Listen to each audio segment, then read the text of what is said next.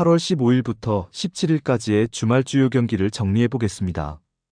대부분 팀들이 잔여 경기를 30여 게임 남겨둔 상태에서 레이스가 막판으로 치닫고 있는 가운데 KBO 리그 이지영은 2강 6중 2약으로 굳어져가는 모양새입니다.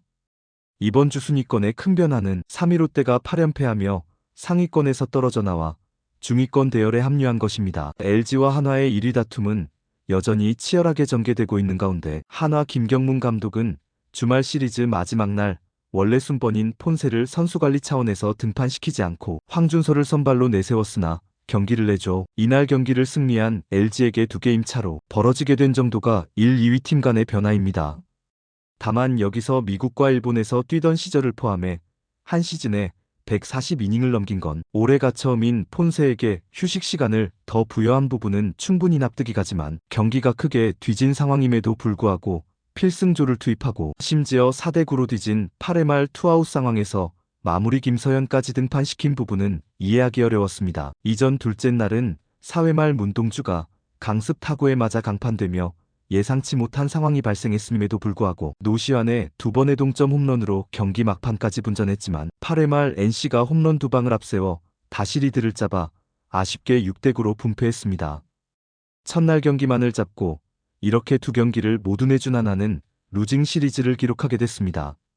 LG와 SSG가 맞붙은 인천문학 경기에서는 1차전이 눈길을 끌었는데 치리노스와 화이트가 선발로 나선 이날 경기에서 LG는 화이트 2구 위에 눌려 중반까지 끌려가다 6회 초 화이트의 갑작스런 난조를 틈타 적시타 없이 몸에 맞는 공으로 밀어내기 볼넷 그리고 희생플라이로 가까스로 2대2 동점을 만들었지만 8회 초 에레디아의 솔로포로 다시 리드를 가져가며 LG가 경기를 내주는 분위기였는데 곧 이은 8회 초 박동원이 천금 같은 3런포를 쏘아올리며 팀을 5대4 승리로 이끌었습니다. 근래 들어 타격 지표가 급격히 떨어져 있는 박동원이라 더 극적이었으며 정말 우주의 기운이 LG에게 내렸구나 하는 느낌이 든 경기였습니다.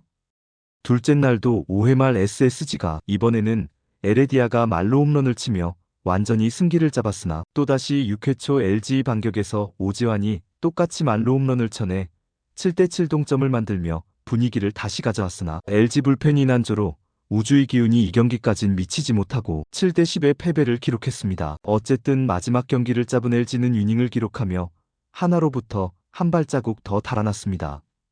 현재 벌어지고 있는 중위권 다툼은 어느 팀 하나 치고 나가지 못하고 물고 물리는 양상이 가히 점입가경입니다. 5연패의 삼성과 6연패의 롯데가 붙은 사직 경기에서는 먼저 2게임을 내리내주며 8연패까지 몰릴 롯데가 마지막 날엔 모처럼 리드를 하며 연패를 끊어내나 했으나 8회 초 만루 상황에서 조기에 등판한 김원중이 삼성 김영웅에게 그랜드슬램을 맞으며 동점이 돼 연장에 돌입했지만 끝내 승부를 결정짓지 못하고 8대8로 끝났습니다. 이로써 롯데는 8연패의 사슬을 끊을 수 있는 기회를 놓치며 4위 SSG에게 한 게임 차로 간신히 앞서며 3위를 유지하고 있습니다.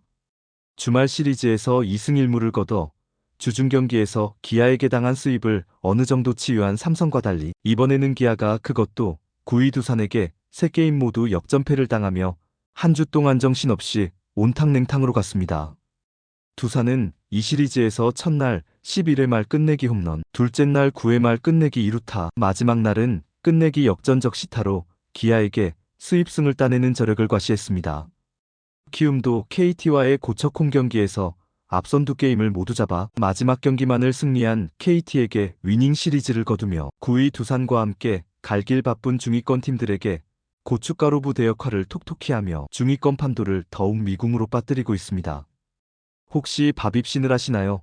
우선 밥입이란 인플레이 타구의 비율, 즉 타자 갇힌 공이 페어 지역으로 떨어진 경우만을 토대로 구하는 데이터입니다. 여기서 인플레이 타구는 홈런이나 삼진처럼 수비수가 개입할 수 없는 결과는 빼고 타자 갇힌 공이 페어 지역에 떨어졌을 때를 말합니다. 이 밥입 지표는 타자가 홈런이 아닌 페어 지역으로 타구를 보냈을 때 타격이 얼마나 정교한지 확인할 수 있는 대표적인 데이터가 됩니다. 예전에는 대부분의 안타가 투수에 의해 좌지우지된다는 견해가 지배적이었지만 2000년대 들어 세이버 매트릭스 등에 의해 이런 개념의 변화가 생겨 투수가 통제할 수 있는 것은 삼진 또는 볼넷 아니면 피홈런 등이고 타자 갇힌 공이 배트에 맞아 페어 지역 안으로 들어간 후의 상황은 투수의 영역 밖의 일이라고 보는 견해가 대두되었고 통계적으로도 설득력 있는 주장이 되고 있습니다.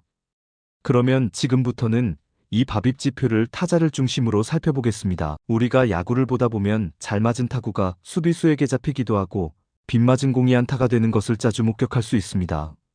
그라운드 안에는 수비수가 배치되어 있고 타자가 매번 공을 담장 밖으로 보내 홈런을 만들 수 없기에 이렇듯 공을 쳐낸 후는 수비와 행운의 몫이 되는 것입니다. 그러므로 타자들 입장에선 공이 잘 안 맞거나 슬럼프에 빠진 경우 공이 빗맞더라도 안타가 되길 바라게 되고, 흔히 파가지 안타 또는 텍사스성 안타라고 일컫는 이 빗맞은 안타가 나오게 되면 종종 슬럼프에서 벗어나기도 합니다. 이런 이유로 야구인들 사이에서 밥입신이라는 약간 우스개 섞인 가공이 대상을 탄생시켜 이 밥입신의 가호를 받으려면 가령 길을 가다가도 떨어져 있는 쓰레기라도 있으면 주워서 밥입신의 눈에 들어야 네가 친 공이 설령 빗맞더라도 수비수들 사이에 떨어져 안타가 될 수 있다고 얘기한답니다. 이것만 놓고 보면 야구선수, 특히 타자들은 착한 사람이 되지 않으면 안 될 것 같네요. 여기서 언뜻 보면 밥입지수에는 타자의 행운이 크게 작용한다고 생각하기 쉽지만 실제로는 운보다는 타자가 어느 정도 통제 가능한 역량 기반을 타격지표로 평가하는 것입니다. 타자의 밥입은 투수와는 달리 타자 개인의 스타일 또는 선천적인 능력과 밀접한 연관이 있습니다. 즉 타자의 배트 스피드, 타구 비거리, 컨택 능력, 라인 드라이브 타구를 만드는 능력 등이 밥입에 영향을 줍니다.